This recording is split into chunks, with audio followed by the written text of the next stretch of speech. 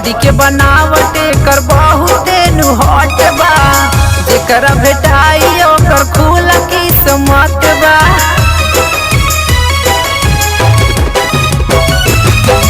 Body के बनावट कर बहुते नु हॉट बा, जेकर भेटाई ओकर खुला किस्मत। मार तिरछी नजर अब बवाल हो गइल, देखी रहन एकर मन बेईमान हो गइल, देखी रहन एकर मन बेईमान हो गइल।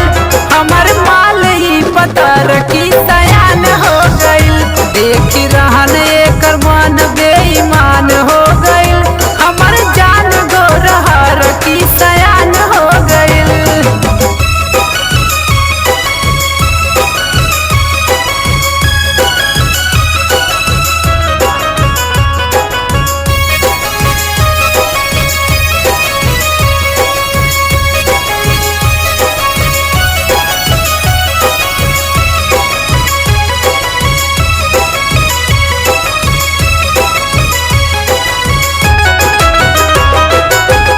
एकर दीवाना बाटे विवेक सिंह बेदर्दी, संजय साढ़ू का पुरावतार मर्जी।